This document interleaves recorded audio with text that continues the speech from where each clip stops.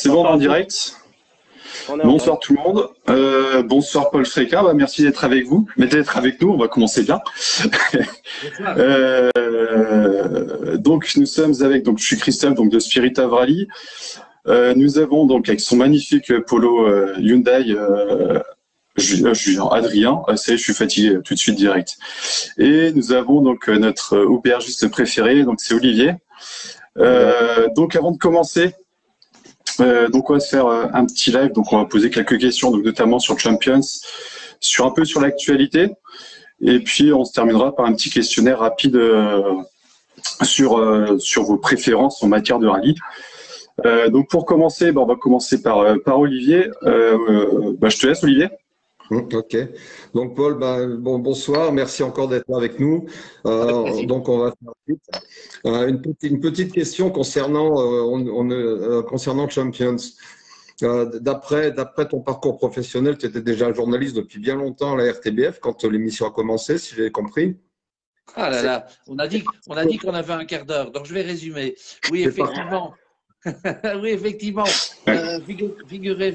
Figurez-vous, je parle à tout le monde là, sinon je dirais figure-toi, que lorsque j'ai décidé de devenir journaliste, j'étais dans une école, je me suis expatrié de Liège à Tournai, en Belgique, c'était un sacré déplacement, 180 km, à l'image de la France, à l'échelle de la France. C'est rien du tout, mais pour nous, c'était beaucoup.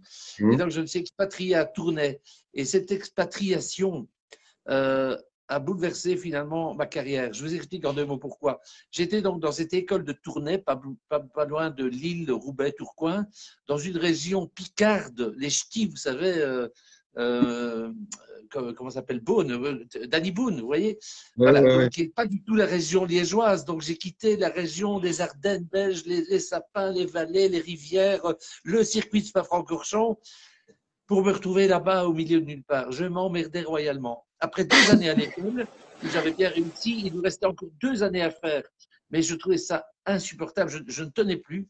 Et donc, j'ai été harcelé, l'ami d'un ami qui était journaliste à la RTBF, en lui disant « Je veux absolument être journaliste à la RTBF, je veux travailler, je veux faire des reportages et tout, je ne veux plus rester dans cette ville de Tournai. » Et il m'a dit « Quoi ? Tu étudies à Tournai ?» Ben oui, au bout du monde, oui.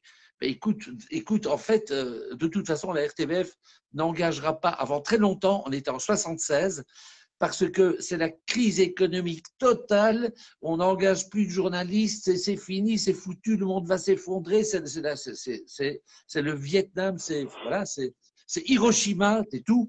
Et j'ai dit, écoute, est-ce que je peux quand même pas te laisser mon téléphone à tourner? Et à ce moment-là, le rédacteur en chef entend ça, parce que je m'étais introduit subrepticement dans un bureau de la RTBF pour faire mon offre de travail. Et ce rédacteur en chef dit « Vous habitez à Tournai, mais on cherche justement un correspondant à Tournai. Vous êtes engagé sur le champ. » Et donc, j'étais engagé sur le champ comme correspondant à Tournai. Et donc, j'avais encore 2 années d'études à faire, que j'ai faites, tout en étant journaliste. Et donc, c'était assez extraordinaire que mes professeurs à l'école de journalisme étaient en fait aussi des journalistes de RTBF. Donc, on était confrères et j'étais quand même toujours leur élève. Incroyable, non? Et voilà. Et donc, du fait d'être correspondant à Tournai, eh bien, j'ai tâté de tout ce qui était l'actualité tournaisienne. Ça veut dire le jeu de balle, la balle pelote. C'est très connu dans la région. Le cyclisme, je ne sais pas si vous vous rappelez d'un cycliste qui s'appelait Jean-Luc Van Den Broek, dont le neveu, Frank Van Den Broek, a été aussi un grand coureur cycliste avant de mourir, vous le savez. Et puis, oui, les pavés du Nord, Paris-Roubaix, tout ça, j'ai fait les classiques. Donc, j'ai été des reporters de courses cyclistes, de matchs de football. Enfin, j'ai tout fait pendant 15 ans. J'ai tout fait vraiment. Et puis alors après, de ma nomination comme correspondant tournaisien, je suis devenu journaliste sur le Hainaut, la province de Hainaut qui englobe Charleroi, Mons, Tournai, etc. Et puis petit à petit, journaliste sur l'ensemble de la Wallonie. Puis on m'a créé un poste de journaliste sportif à Charleroi. Heureusement, il y avait le Bianchi Rally. Il n'y avait pas que le foot, il y avait aussi le Bianchi Rally. Et du coup, j'ai commencé à développer une émission sur le rallye, oui, petitement. Et puis un jour, je me suis dit, il faut vraiment faire une grande. Et le bonheur que j'ai eu, c'était d'être en fait intégré dans l'équipe de Charleroi, donc dans une télé régionale où on avait de la latitude, où on n'était pas pressé comme dans les capitales, vous savez, où il y a un grand chef qui décide tout. Donc, on pouvait remettre des projets en régional. Et donc, j'ai pu lancer l'émission Champions en régional avant qu'elle passe sur la chaîne nationale. Voilà, donc c'est un parcours un peu dérivé. Hein. C'est un beau début d'aventure. Mais alors, du coup, c'est devenu assez étendu assez rapidement parce que faire du rallye mondial, vous étiez plusieurs, il y avait plusieurs équipes qui tournaient ou c'était tout seul. Oui, on était plusieurs. Il y avait moi et encore moi. Et que si j'étais en forme, je rajoutais moi un petit peu aussi. En fait, c'était assez délirant parce que j'ai inventé le projet de l'émission. C'était très simple. C'était 26 minutes par semaine, toutes les semaines. On n'arrêtait jamais parce que j'avais convaincu les chefs que jamais personne n'est en vacances dans la presse écrite. Donc, en télé, on ne peut pas être en vacances non plus.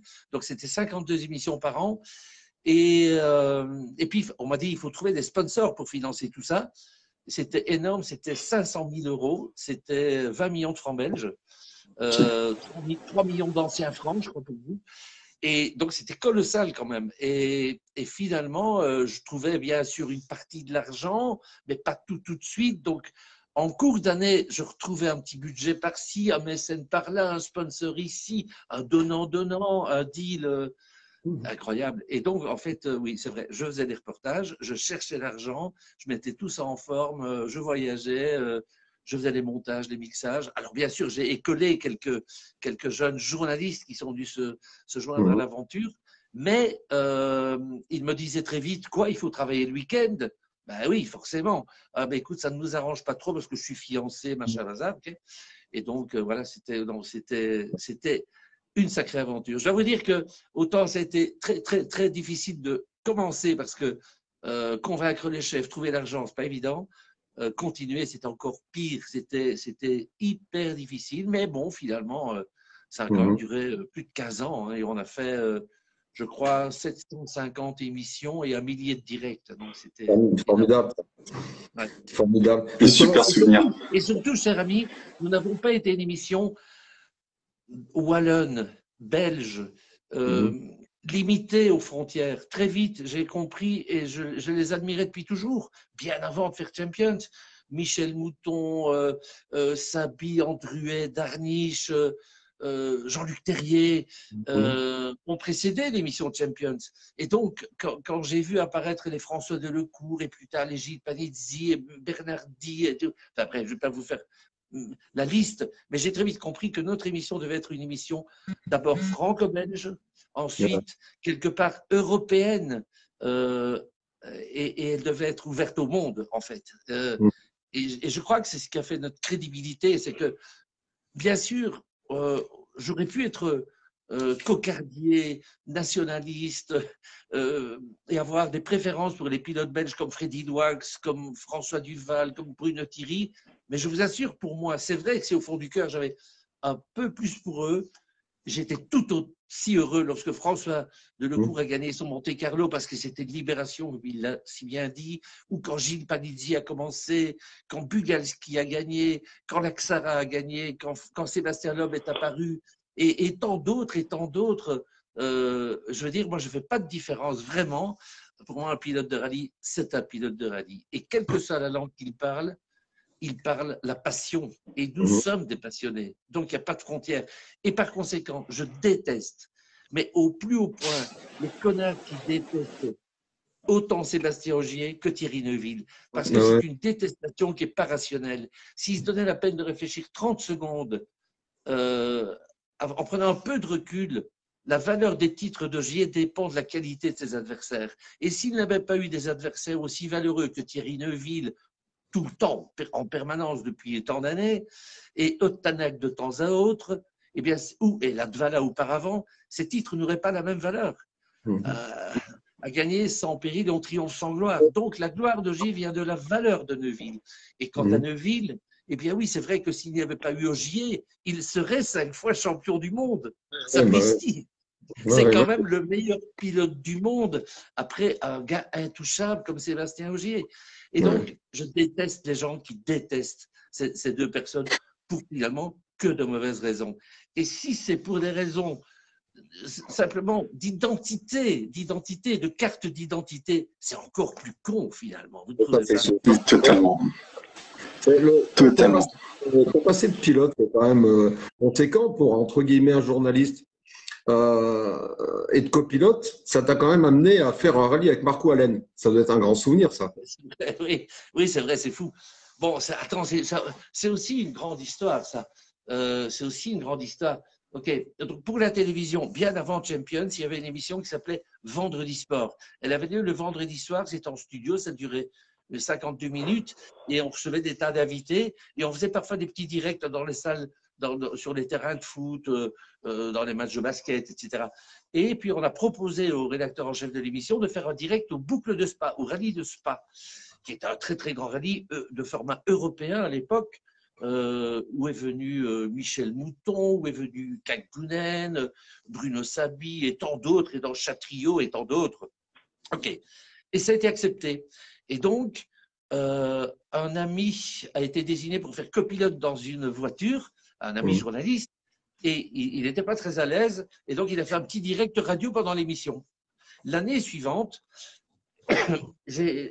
on m'a dit, est-ce que ça ne t'intéresse pas? Ben, évidemment, moi j'étais blindé de connaissances automobiles, j'ai sauté dans le baquet d'un pilote qui s'appelle Danny Delettre, et donc on a fait un direct radio dans une spéciale entière, et je racontais la spéciale, et le son radio passait dans l'émission télé en plateau. Ça a déclenché les frissons en plateau, et donc l'année suivante, on a refait, et cette fois-là, on a mis une caméra dans la voiture. On a mis des caméras extérieures et un son radio. Il y avait 5 caméras et j'ai retrouvé cette archive il n'y a pas longtemps. C'est juste incroyable. Hein. C'est en 1900, je ne sais plus quelle année, j'avais 80, j'avais 41 ans. Donc, nous faisions déjà des directs il y a 41 ans en télévision. Quand je pense qu'il a fallu 25 ans de championnat du monde pour qu'il se décide enfin à faire des directs que nous faisions il y a 41 ans.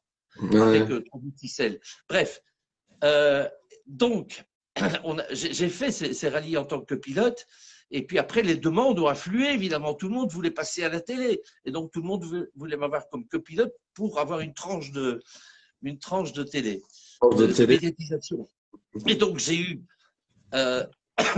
une proposition de rouler avec Jean Anceval, qui était champion d'Europe de tourisme sur les fameuses BMW, Luigi, et puis les différents pilotes, Jean-Michel Martin, qui était champion de Belgique avec les fameuses Capri Belga.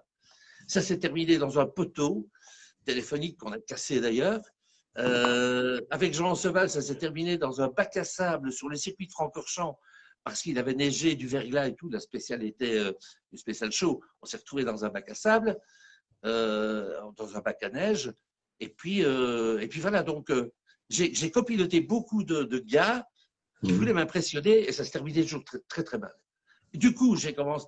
Ah oui, j'ai aussi copiloté Jean-Louis Trintignant, que j'avais convaincu de venir faire un rallye en Belgique et qui est venu. Et ça ne s'est pas bien passé, puisqu'on a terminé dans un arbre. Mais surtout, Jean-Louis m'a dit, avec sa voix extraordinaire, vous savez, de séducteur de Brigitte Bardot, de Romy Schneider et de tant d'autres, il m'a dit tu dois arrêter de faire copilote, tu dois prendre le volant toi-même parce que tu es bien plus intéressé par le pilotage que par le copilotage et tu me tiendras au courant. Donc, j'ai commencé à rouler moi-même avec des petites bagnoles, des cacahuètes, et puis voilà, et de fil en aiguille avec des plus grosses, jusqu'à rouler, je crois, en 1980 ou 90, avec une Nissan 240 RS, une groupe B. Une groupe B, oui. Avec laquelle j'avais noté, c'était pas mal. Hein. 7e du Condro, face à Duet, Drokman, Sneyers, Kolstool, Van de Hover, enfin bref.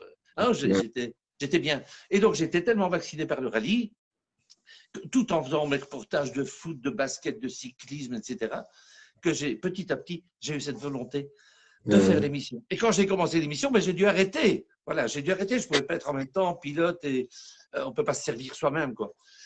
Et donc, j'ai continué à avoir quelques propositions. Et donc, cette fameuse proposition de Marco Allen, j'y arrive. Et on s'est retrouvé dans une Porsche aux boucles de Spa Légende, une Porsche historique. Et ça ne s'est pas très bien passé parce que la voiture n'était pas très bonne. Et donc, Marco Allen, qui est un ami pourtant, m'a engueulé pratiquement pendant tout le rallye en disant que ça n'allait pas. Mais cette voiture ne freinait pas, accélérait mal, ne tenait pas la route, je n'étais pas à l'aise. Et donc, mon débit dans les notes était très mauvais. Et je rappelle que je suis un très mauvais copilote parce que je ne m'intéresse qu'au copilotage. Voilà. Ok. Ok, bah, merci. On va passer à Adrien, vu que je vois que l'heure défile. On t'écoute. Paul, c'est la fin des WRC 2017. C'est aussi la fin d'une ère, celle du thermique pur. Que t'inspirent ces nouvelles WRC hybrides, ou plutôt devrais-je les appeler les RC1? Alors, il faut d'abord dire en quelques phrases le contexte. Je crois que si le WRC n'était pas passé à l'hybride, les quelques rares constructeurs qui sont là, très clairement Toyota et Hyundai, n'auraient pas accompagné, n'auraient pas suivi et ne seraient plus là, clairement. Donc, il fallait de l'hybride, ou il fallait quelque chose. Et comme il n'y a rien d'autre que l'hybride aujourd'hui, il faut de l'hybride. D'ailleurs, c'est intéressant parce que ça ramène quelque part Ford, qui ne serait certainement pas revenu épauler Malcolm Wilson chez M-Sport s'il n'avait pas eu d'hybride. Donc, je dirais que commercialement, stratégiquement, marketingment parlant, c'est pas mal vu et ça assure une certaine forme de pérennité au rallye. Par contre, le désavantage de l'hybride, c'est qu'il est tellement complexe à mettre au point et on l'a vu dans les tests. C'est quand même pas un hasard si Evans est sorti, si Neuville est sorti très fort. Si Ogier est aussi sorti discrètement, mais est sorti aussi dans les tests. Donc ces voitures sont difficiles à piloter, sont difficiles à mettre au point. L'ingénieur me disait encore récemment que le grand problème de l'électrique, c'est le poids de la batterie, qui modifie complètement la répartition des masses dans la voiture. Le centre de gravité est trop haut, donc il faut la baisser, mais c'est difficile. Donc la voiture, elle flotte un peu. Je dirais, beaucoup plus haut que d'habitude. Les voitures de rallye sont plaquées au sol et le centre de gravité est très très bas. Et là, le centre de gravité est haut. Donc la voiture est à nouveau. Bon, il devra arranger ça. Et enfin, le dernier aspect négatif, c'est que comme ces voitures sont tout à fait complexes, eh bien, il va s'en falloir, je pense, je le crains, des années avant qu'on ne récupère un autre constructeur qui serait intéressé de venir concurrencer Toyota, Hyundai et Ford, qui auront pris à ce moment-là tellement d'années d'avance, 2, 3 ans d'avance, et ils arriveront avec un passif énorme qui peut se permettre aujourd'hui de venir faire le faire-valoir des autres dans une discipline pendant 2 ans, 3 ans, 4 ans, avant d'espérer commencer à gagner. C'est vachement difficile. Donc, ce n'est pas évident. Voilà, donc je pense que c'est dommage qu'on n'ait pas utilisé les R5 pour en faire des véhicules hybrides. Les R5 de base coûtent 5 fois moins cher. En les hybridifiant, on aurait peut-être eu des voitures plus chères, mais qui seraient 3 fois moins chères, 3 fois et demi moins chères. Et donc, ça laisserait la porte ouverte, soit à des constructeurs qui sont là, comme Skoda, comme Citroën, et on aurait d'office déjà 15-20 voitures R5 avec des top pilotes à égalité de chances de gagner un rallye, donc ça ferait des rallyes passionnants. Et voilà en gros ce que je pense. Donc en passant en hybride, malheureusement, ça va coûter encore plus cher. Et puis que deviendront les WRC 2017? On ne sait toujours pas. Hein. Je souffre pour de ces compétitions qu'il ne sait pas quoi faire avec les 2 voitures qu'il a achetées pour Pierre-Louis Loubet. À qui va-t-il les louer l'année prochaine? Enfin, c'est pas top. C'est pas top. Ouais. Je vais condenser 2 questions en une pour gagner un peu de temps. Donc, je vais parler des copilotes. Tu disais t'intéresser copilote, mais je suis sûr que tu t'intéresses aussi aux copilotes. Et ça fait 2 saisons maintenant qu'on connaît la valse des copilotes. On a l'impression que c'est devenu une mode de se séparer du copilote quand il y a une contre-performance. Alors, première question, que penses-tu de cette valse des copilotes que l'on connaît maintenant depuis ces 2 saisons? Et crois-tu qu'il soit normal en 2022 que le copilote soit lié à son pilote par une entente obscure ou un contrat parfois obscur? Et est-ce qu'il ne devrait pas être employé par les teams avec des contrats et qui soient couverts aussi par des assurances de leur team? Bon, alors, ce n'est pas une question ni deux que tu me poses, c'est 25 questions parce que tu ouvres un bouquin fabuleux. C'est le bouquin justement des hommes de l'ombre. Des hommes de l'ombre qui sont toujours moins respectés, moins adulés, moins bichonnés. C'est un peu injuste, mais c'est comme ça. Rappelle-toi qu'à une époque, David Richards avait décidé de supprimer le nom des copilotes en estimant que le pilote devait être la star et plus personne d'autre. Et puis, on a accepté quand même, sous la pression de Daniel Elena et quelques autres, de remettre le nom du copilote, mais il était miniature en dessous. Et puis, finalement, on les a remis à égalité. OK. Mais non, c'est un grand débat. L'homme de l'ombre. Alors, je ne crois pas que les contrats sont obscurs. Ils le sont pour ceux qui ne savent pas la teneur du contrat, mais le contrat n'est pas obscur. Il est très clair. C'est le pilote qui gagne beaucoup d'argent, qui dit à son copilote, ben, je te paierai 10% ou 15%, et puis on se met d'accord. Mais il faut savoir qu'au début de leur carrière, lorsque le premier salaire arrive, il s'agit de 10 ou 15% de pas grand-chose. Donc, le copilote touche 10%, et c'est très, très, très peu. Ça ne permet même pas de vivre, en fait. Donc, les copilotes ont souvent un métier parallèle, un métier à côté. Alors, bon, tout ça marche bien pour 5, 6, 7, 10, 15, 20 pilotes, parce que le WRC, il y a quelques années, pointe 7 constructeurs, à un moment donné, 7 constructeurs fois 3 voitures, ça fait 21, et tout le monde gagne de l'argent. Et après, les constructeurs s'en vont, partent, il en reste peu. Et il en reste peu, donc peu de pilotes payés, donc peu de copilotes dignement payés. Et puis les autres sont forcément qui ne sont pas payés, indisposés en se disant mais c'est pas possible, les autres sont payés, moi je ne le suis pas. Et le pilote dit mais je ne suis pas payé non plus.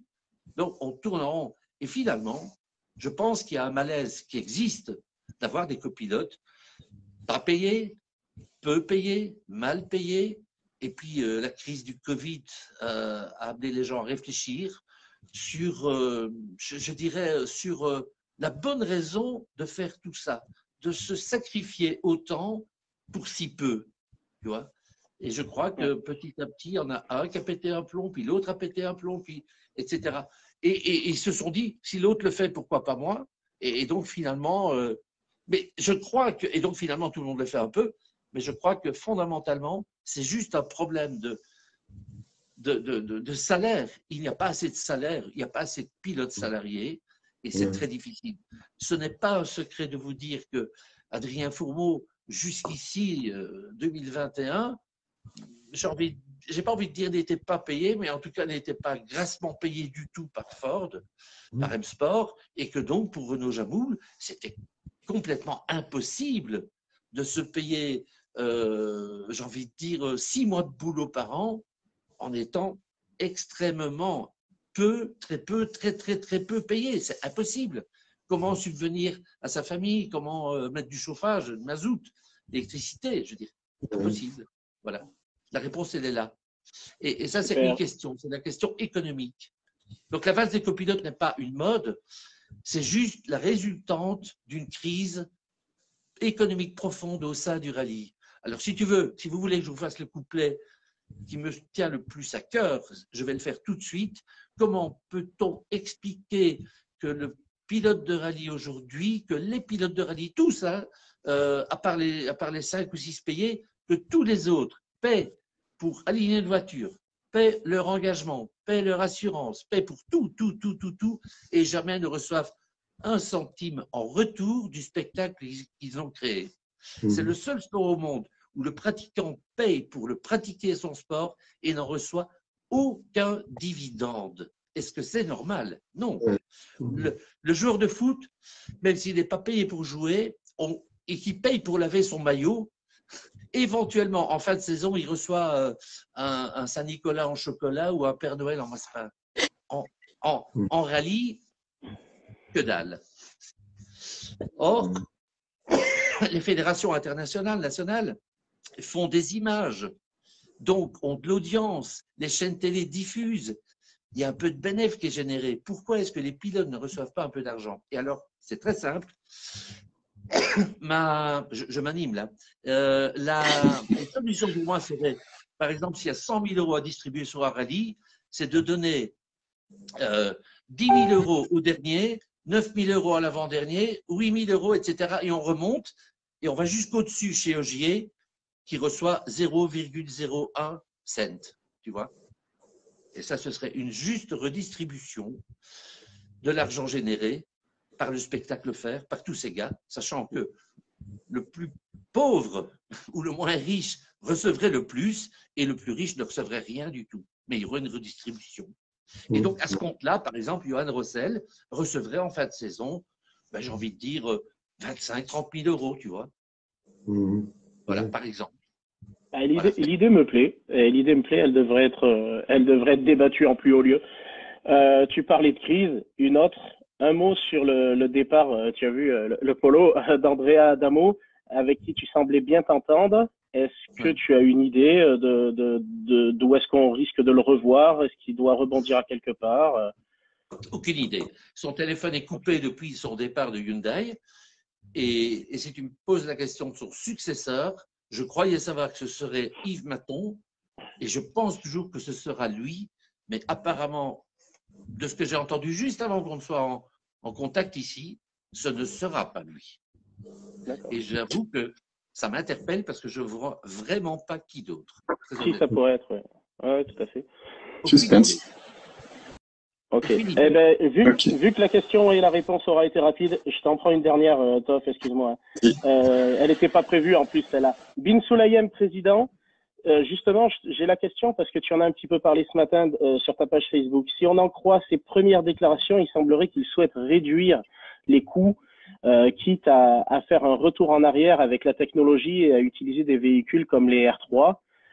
Quel est ton sentiment par rapport à ça? Et est-ce que ça voudrait pas dire un petit peu dans ces déclarations, je vais pas les rappeler parce que ce serait trop long, mais est-ce qu'on n'irait pas vers une sorte de ligue internationale plutôt qu'un championnat du monde d'ici peut-être 10 ans, mais d'une ligue internationale avec un ranking type tennis?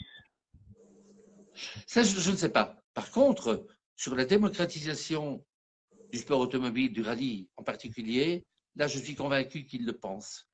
J'en parlais encore avec lui. La dernière fois, je l'ai rencontré, c'était il y a un peu longtemps, c'était au rallye de Turquie. Donc oui, par ailleurs, je le connais bien, oui, c'est vrai. Je l'ai rencontré pour la première fois lorsqu'il est venu faire son premier rallye à l'étranger sur asphalte, c'était en Belgique, au Bianchi Rally, oui. On avait pas mal sympathisé. Ensuite, je l'ai revu plusieurs fois au Desert Rally, au Desert Challenge à Dubaï. Je l'ai revu au rallye de Jordanie, enfin, je l'ai revu plein de fois et chaque fois, on a toujours bien sympathisé. C'est un personnage exceptionnel, hein, vous savez. Et je ne dis pas ça pour me la gonfler parce que je le connais. Non, j'ai juste eu le bonheur de le rencontrer. Vous savez que lorsqu'il venait faire le rallye de Corse, il a fait une fois le rallye de Corse. Et dans ce même rallye de Corse, participait également le fils du président Carlos Menem d'Argentine. Eh bien, ils avaient loué un hôtel à deux, complètement, loué l'hôtel, complètement. Et si ma mémoire est bonne, elle est bonne, c'était à Cargèse. Et donc, ils avaient loué tout l'hôtel. Bin Sulayem avait un étage complet pour lui, pour ses gardes du corps, etc. Et Carlos Menem avait un autre étage complet pour lui. Les autres étages étaient vides.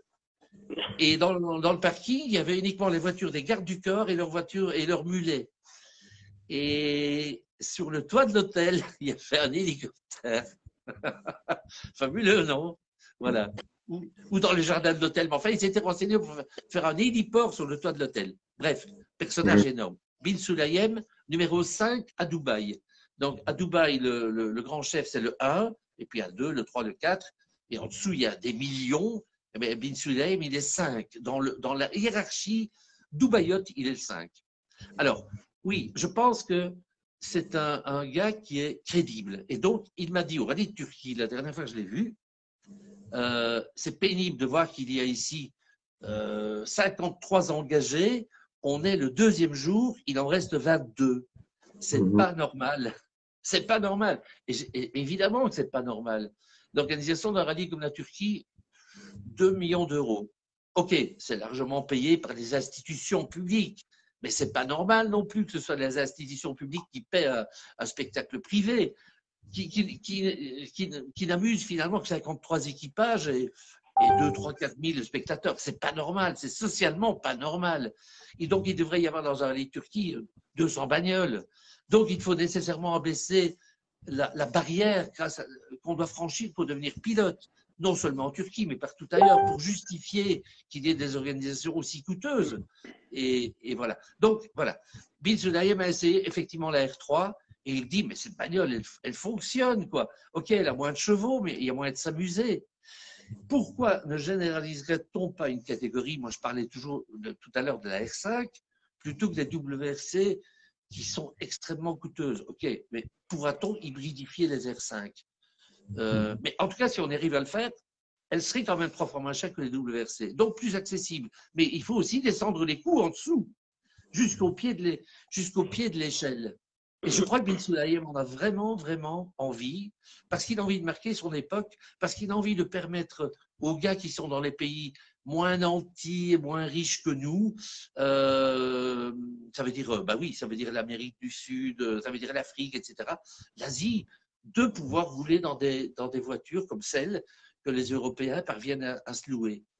Et figurez-vous que j'en avais parlé avec quelques grands pilotes actuels du WRC, notamment Sébastien Ogier, et tout le monde dit, il n'y a pas de souci, même si on roule dans des voitures qui font plus que 250 chevaux ou 150 chevaux, mais qu'elles sont gaies à conduire et qu'on est tous à armes égales et qu'on peut se tirer la bourre, mais c'est génial, de toute façon le meilleur pilote en sortira, nous on se fera plaisir et le spectateur se fera plaisir. Il faut juste la volonté de décider que on dégonfle cette immense pyramide qui pour l'instant repose sur le sable, en rallye en tout cas.